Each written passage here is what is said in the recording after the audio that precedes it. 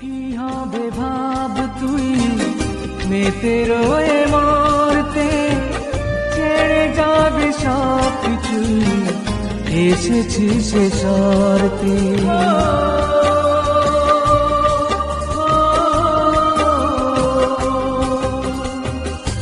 কি হবে ভাব তুই মেতে রয়ে মরতে, ছেড়ে যাবে সব কিছুই। প্রিয় শ্রোতা বন্ধু, প্রভু যীশু খ্রিস্টের নামে স্বাগত জানাই। আজকে আমাদের আলোচ্য বিষয় জীবনের উৎস। আজও মানুষ কিন্তু জানে না জীবনের উৎস কোথায়। অনেকে মনে করেন যে আমরা সামান্য একটি পোকার থেকে, ব্যাঙ থেকে, বাঁদর থেকে, যেমন ডারউইন বলে থাকেন। কিন্তু আপনি কোথা থেকে জীবন পেয়েছেন, এই কথা কি আপনি জানেন? অনেকে হয়তো উত্তরে বলবেন, বাবা ও মায়ের কাছ থেকে জীবন পেয়েছি। যদি প্রশ্ন করা হয় পিতা ও মাতা কোথা থেকে জীবন পেয়েছেন, এইভাবে প্রশ্ন করতে করতে দেখবেন সেই পুরাতন এদেন উদ্যানে মানুষ ফিরে গেছে, যেখানে মানুষকে নির্মাণ করা হয়েছিল, যেটা পবিত্র বাইবেলে আদি পুস্তক তার 2 অধ্যায় 7 পদে লেখা আছে। আর সদাপ্রভু ঈশ্বর মৃত্তিকার ধুলিতে আদমকে অর্থাৎ মনুষ্যকে নির্মাণ করলেন এবং তার নাকে ফু দিয়ে প্রাণবায়ু প্রবেশ করালেন। তাতে মানুষ সজীব প্রাণী হল। সমস্ত জীবন সদাপ্রভু থেকেই আসে। প্রভু যিশুর একজন শিষ্য যোহন তিনি বলেছেন, আর আমরা জানি যে ঈশ্বরের পুত্র এসেছেন এবং আমাদেরকে এমন বুদ্ধি দিয়েছেন যাতে আমরা সেই সত্যময়কে জানি এবং আমরা সেই সত্যময়ে তাহার পুত্র যীশু খ্রিস্টে আছি। তিনি সত্যময় ঈশ্বর এবং অনন্ত জীবন। জীবন একটি বৈশিষ্ট্য, একটি বিশেষ গুণ, সর্বশক্তিমান ঈশ্বরের প্রকৃতি, স্বভাব।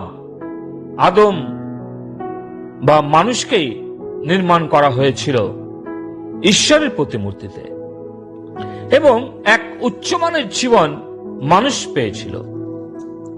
তাই প্রথমত উদ্ভিদ জীবন, অচেতন জীবন ভোগ দখল। দ্বিতীয়ত জীবজন্তু সচেতন জীবনের অধিকারী এবং তৃতীয়ত মানুষ একাই আত্মসচেতন জীবনের অধিকারী। বাইবেল অনুসারে জীবনের অর্থ হল যীশু খ্রিস্টকে জানা। যোহনের 17 অধ্যায় 3 পদে লেখা আছে, এই অনন্ত জীবন যে তারা আপনাকে জানে, একমাত্র সত্যময় ঈশ্বর এবং যীশু খ্রিস্ট যাকে আপনি পাঠিয়েছেন।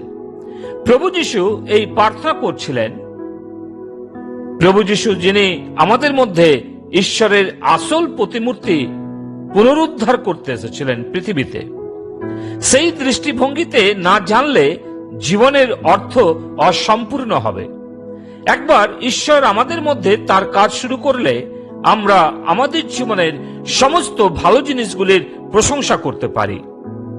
সম্পর্ক, দক্ষতা এবং প্রতিভা এবং অভিজ্ঞতা ও বস্তুগত সম্পদ, যা বাইবেলের প্রথম পুস্তক অনুসারে ঈশ্বর মানুষকে বিবাহ, পরিবার, সম্পর্ক, সংস্কৃতি এবং কাজের উপহার ও দায়িত্ব দিয়েছেন। আমাদের সম্পর্ক, কাজ ও সংস্কৃতির পরিবর্তন হতে পারে, তাই সেগুলো জীবনের প্রকৃত অর্থে ভিত্তি হতে পারে না। জীবন দানকারী সম্পর্ক, শিশু, সৃজনশীল শিল্প এবং অভিব্যক্তি হলো সুন্দর জিনিস যা আমাদের জীবনে অনুভব করি। সেগুলো একেবারে অর্থবহ, তাই তারা জীবনের সংজ্ঞা হতে পারে না, এমনকি জীবনের চূড়ান্ত অর্থ আনতে পারে না। আসল জীবন স্বয়ং ঈশ্বর, যিনি আমাদের জীবন দেন ও নিয়ে থাকেন। আপনি কি সেই ঈশ্বরে বিশ্বাস স্থাপন করেছেন? পবিত্র বাইবেলে কয়েক ধরনের জীবনের কথা লেখা আছে, যা প্রথমত শারীরিক জীবন, যা সৃষ্টির সময় মানুষকে দেওয়া হয়েছিল। ঈশ্বর সৃষ্টির পূর্বেই নির্ধারণ করেছিলেন আপনার ও আমার সম্বন্ধে। মর্তদেহে একটি প্রাণ ঈশ্বর দিয়েছেন, তার একটা বিশেষ উদ্দেশ্য ছিল। এর উত্তর বাইবেলে নতুন নিয়মে ঈশ্বরের আরো একটি দাস পৌল তিনি লিখেছেন, তোমরা কি জানো না তোমরা ঈশ্বরের মন্দির? সাধু পৌল, যিনি ওই করিন্থীয় বলে একটি স্থান জায়গা, সেইখানকার মানুষদের উদ্দেশ্যে বলেছিলেন, তাদের অস্বাভাবিক আচরণ শোনার পর, যে দেহে ঈশ্বর বাস করেন সেই শরীর কতটা পবিত্র ও শুদ্ধ থাকতে হবে। পবিত্র ঈশ্বর মৃন্ময় পাত্রে বাস করবেন, এটা কখনো চিন্তাও করতে পারি না। কিন্তু ঈশ্বর তার সৃষ্টির মানুষকে ভালোবাসেন ও সঙ্গে থাকতে চান। আপনি ও আমি যে একা থাকি ঈশ্বর চান না, তাই সর্বদা তিনি সঙ্গে আছেন। কিন্তু আপনি কি কখনো তা উপলব্ধি করেছেন? শারীরিক জীবনের একটা সময় বেঁধে দিয়েছেন, যা প্রথম ছিল 969 বছর। 969 থেকে কমাতে কমাতে সেটা 70 থেকে 80 বছরে বেঁধে দেওয়া হয়েছে। এরপর এই পার্থিব দেহ ছেড়ে দিতে হবে। আপনি কি কখনো চিন্তা করেছেন ঈশ্বর চান এই শারীরিক জীবন শেষ করার পর আপনি ঈশ্বরের সাথে তার আবাসে থাকবেন? শারীরিক দেহে মানুষ পাপ করলো এবং আত্মিক দেহের ক্ষতি সাধন করলো। আপনার আত্মিক জীবনকে রক্ষা করার জন্য স্বয়ং ঈশ্বর মানব দেহে পৃথিবীতে এসেছিলেন, তিনি প্রভু যিশু। যিশুর সাথে যদি স্থাপন করতে চান তাহলে আসুন প্রভু যিশুতে বিশ্বাস করুন, তিনি আপনার সঙ্গে থাকবেন। ঈশ্বর আপনাকে আশীর্বাদ করুন। ছেড়ে যাবে সব কিছুই, এসেছি সে স্বার্থে।